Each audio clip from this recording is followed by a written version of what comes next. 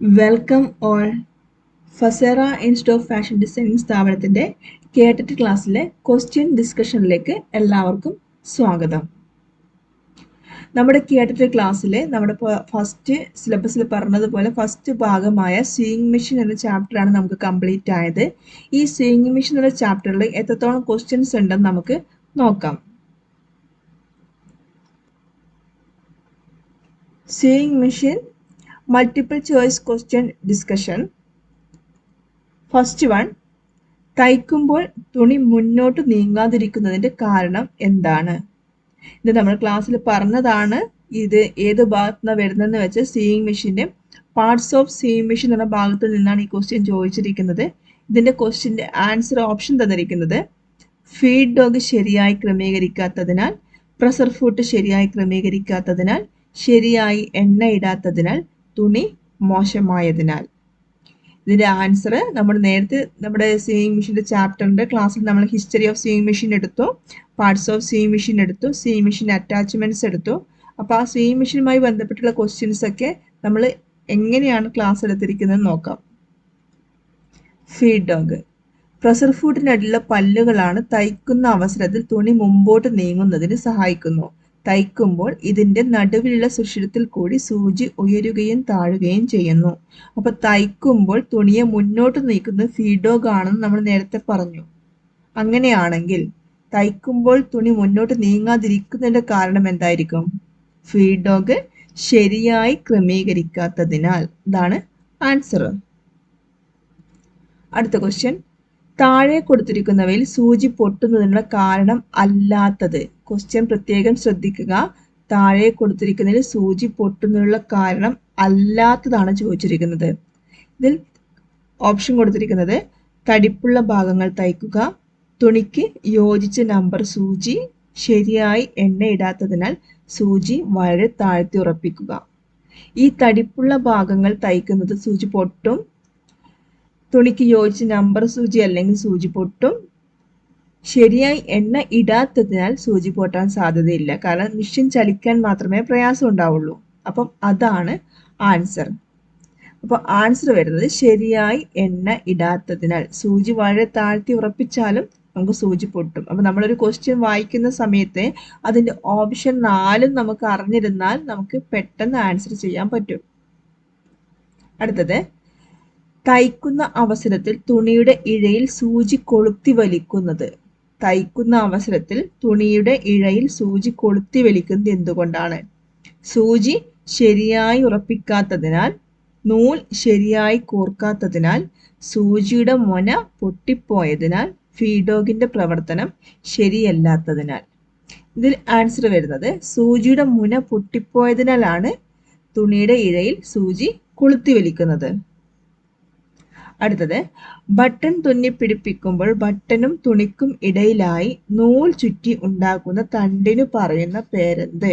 ഇത് നമ്മൾ കഴിഞ്ഞ ക്ലാസ്സിൽ പറഞ്ഞിട്ടുണ്ട്. ടൈപ്സ് ഓഫ് സീയിങ് മെഷീൻ പറഞ്ഞപ്പം സീയിങ് മെഷീനിൽ ബട്ടൺ സീയിങ് മെഷീനെ കുറിച്ച് പറഞ്ഞിട്ടുണ്ട്. ആ ഒരു പോർഷനിൽ നമ്മൾ എന്താണ് തയ്ക്കുന്ന സമയത്ത് ബട്ടൺ തുന്നിപ്പിടിപ്പിക്കുമ്പോൾ ബട്ടനും തുണിക്കും ഇടയിലായി നൂൽ ചുറ്റി ഉണ്ടാക്കുന്നതിന് എന്താണ് പറയുന്നത് നമ്മൾ നേരത്തെ ക്ലാസ് എടുത്തിട്ടുണ്ട്. അതെന്താണ് നമുക്ക് നോക്കാം. ബട്ടണിന്റെയും വസ്ത്രത്തിന്റെയും ഇടയിൽ ബട്ടൺ അല്പം ഉയർന്നു നിൽക്കുന്നതിനായി നൂൽ കൊണ്ടുണ്ടാക്കുന്ന ചെറിയൊരു തണ്ടാണ് ഷാങ്ക്.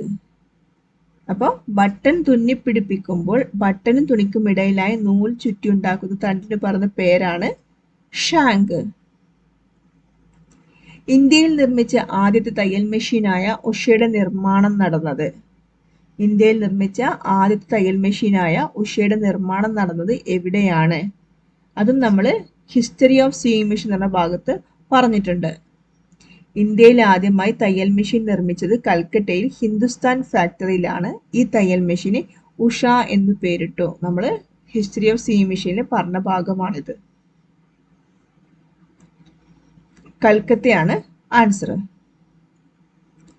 തയ്യൽ മെഷീനിൽ വീലിന് മധ്യഭാഗത്തുള്ള സ്ക്രൂവിന്റെ പേര്. തയ്യൽ മെഷീനിൽ വീലിന്റെ മധ്യഭാഗത്തുള്ള സ്ക്രൂവിന്റെ പേരെന്താണ്? ഇത് നമ്മൾ കഴിഞ്ഞ ക്ലാസ്സിൽ പാർട്സ് ഓഫ് സീയിങ് മെഷീൻ എന്ന ഭാഗത്ത് എടുത്തതാണ്. Stop motion screw. ഫ്ലൈ വീലിന്റെ മധ്യത്തിലുള്ള വലിയ സ്ക്രൂ ആണിത്. ഇത് തയ്ക്കുമ്പോൾ നീഡിൽ ബാർ ചലിക്കുകയില്ല. ഇത് അയക്കുമ്പോൾ നീഡിൽ ബാർ ചലിക്കുകയില്ല. നീഡിൽ ബാറിനെ ചലനരഹിതമാക്കിയിട്ടാണ് ബോബിനിൽ നൂൽ ചുറ്റുന്നത്. സ്ക്രൂ മുറുക്കി ബാലൻസ് വീൽ തിരിക്കുമ്പോൾ നീഡിൽ ബാർ പ്രവർത്തിക്കും. ഇത് നമ്മൾ കഴിഞ്ഞ ക്ലാസ്സിൽ പറഞ്ഞ ഭാഗമാണ് സ്റ്റോപ്പ് മോഷൻ സ്ക്രൂ എന്താണെന്നും ഇതിന്റെ ഉപയോഗം എന്താണെന്നും. അപ്പം ഇതിന്റെ ആൻസർ വരുന്നത് സ്റ്റോപ്പ് മോഷൻ സ്ക്രൂ എന്നാണ്. അടുത്തത്, വസ്ത്രങ്ങളിൽ ചെറിയ ചുരുക്കുകൾ ഇടുന്നതിന് വേണ്ടി തയ്യൽ മെഷീനിൽ വെച്ച് പിടിപ്പിക്കുന്ന ഉപകരണം. വസ്ത്രങ്ങളിൽ ചെറിയ ചുരുക്കുകൾ ഇടുന്നതിന് വേണ്ടി തയ്യൽ മെഷീനിൽ വെച്ച് പിടിപ്പിക്കുന്ന ഉപകരണം ഏതാണ്? ഇതും നമ്മൾ ക്ലാസ് എടുത്തതാണ്. ഇത് ഏത് ഭാഗത്താ? സീയിങ് മെഷീൻ അറ്റാച്ച്മെന്റ്സ്, അനുബന്ധങ്ങളെ കുറിച്ച് ക്ലാസ് എടുത്തപ്പോൾ ഇതിനെക്കുറിച്ച് പറഞ്ഞതാണ്. ഈ ഭാഗമാണ് നമ്മളന്ന് നോട്ടായിട്ട് തന്നിരിക്കുന്നത്. റഫ്ലർ. ഒരേ വീതിയിലുള്ള ചെറിയ ചുരുക്കുകൾ തുണിയിൽ ഇടുന്നതിന് സഹായിക്കുന്നു. ഒറ്റ വരിയായോ കൂടുതൽ വരികളായോ ചുരുക്കിടാൻ ഈ ഉപകരണം സഹായിക്കുന്നു.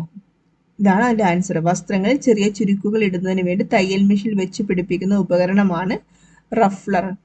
നമ്മൾ ഇതിന്റെ ആൻസർ അറിയണമെങ്കിൽ, ഇപ്പൊ നിങ്ങൾക്ക് ഇതിന്റെ ആൻസർ ഒരു ആൻസർ അറിയില്ല എങ്കിൽ ടക്കർ എന്താണെന്നും കിൽട്ടർ എന്താണെന്നും ബൈൻഡർ എന്താണെന്നും അറിഞ്ഞാൽ നമുക്ക് ഇതിന്റെ ആൻസർ ഏതാണെന്നും അറിയാൻ പറ്റും. അപ്പം ഈ അറ്റാച്ച്മെന്റ്സിനെ കുറിച്ചൊക്കെ നമ്മൾ കഴിഞ്ഞ ക്ലാസ്സിൽ പറഞ്ഞിട്ടുണ്ട്. ലോകത്തിൽ ആദ്യമായി കമ്പ്യൂട്ടർ നിയന്ത്രണത്തിൽ പ്രവർത്തിക്കുന്ന തയ്യൽ യന്ത്രം കണ്ടുപിടിച്ച കമ്പനി. ഇതും നമ്മൾ ഹിസ്റ്ററി ഓഫ് സീയിങ് മെഷീനിൽ പറഞ്ഞിട്ടുണ്ട്. ലോകത്തിൽ ആദ്യമായി കമ്പ്യൂട്ടർ നിയന്ത്രണത്തിൽ പ്രവർത്തിക്കുന്ന തയ്യൽ യന്ത്രം കണ്ടുപിടിച്ച കമ്പനി സിംഗർ ആണ്. ഇതിന്റെ ആൻസർ വരുന്നത് സിംഗർ. വസ്ത്രം തയ്ക്കുമ്പോൾ തുണി മുന്നോട്ട് നീങ്ങുന്നതിന് സഹായിക്കുന്ന ഭാഗം. ഇത് പല രീതിയിൽ ചോദിച്ചിട്ടുണ്ട്. നേരത്തെ ചോദിച്ചിരിക്കുന്നത് വസ്ത്രം തയ്ക്കുമ്പോൾ തുണി മുന്നോട്ട് നീങ്ങാതിരിക്കുന്നത് എന്തിന്റെ കാരണം കൊണ്ടാണെന്നാണ്. പക്ഷെ ഇത് മറ്റൊരു രീതിയിലാണ് ക്വസ്റ്റ്യൻ ചോദിച്ചിരിക്കുന്നത്. അപ്പൊ ഇത് ഇമ്പോർട്ടൻ്റ് ആയ ഭാഗമാണ്. ഇതിന്റെ ആൻസർ ഓപ്ഷൻ വരുന്നത് pressure foot, needle clamp, feed dog, needle plate. ഇത് പ്രഷർ ഫൂട്ടിനടിയിലുള്ള പല്ലുകളാണ്. തയ്ക്കുന്ന അവസരത്തിൽ തുണി മുമ്പോട്ടേക്ക് നീങ്ങുന്നതിന് സഹായിക്കുന്നു. തയ്ക്കുമ്പോൾ ഇതിന്റെ നടുവിലുള്ള സുഷിരത്തിൽ കൂടി സൂചി ഉയരുകയും താഴുകയും ചെയ്യുന്നു. അപ്പൊ ഈ ഭാഗം എന്താണെന്ന് കറക്റ്റ് അറിഞ്ഞാൽ മാത്രമേ ഇതിനെ നമുക്ക് ഏത് രീതിയിൽ ചോദിച്ചാലും നമുക്ക് ആൻസർ ചെയ്യാൻ പറ്റും. അപ്പം വസ്ത്രം തയ്ക്കുമ്പോൾ തുണി മുന്നോട്ട് നീങ്ങുന്നതിന് സഹായിക്കുന്ന ഭാഗമാണ് ഫീഡ് ഡോഗ്. അടുത്തത്, തയ്യൽ യന്ത്രം പ്രവർത്തിപ്പിക്കുമ്പോൾ നീഡിൽ ബാർ ചലിക്കാതിരിക്കുന്നതിന് കാരണം. തയ്യൽ യന്ത്രം പ്രവർത്തിപ്പിക്കുമ്പോൾ നീഡിൽ ബാർ ചലിക്കാതിരിക്കുന്നതിന് കാരണം എന്തൊക്കെയാണെന്നാണ് ചോദിച്ചിരിക്കുന്നത്.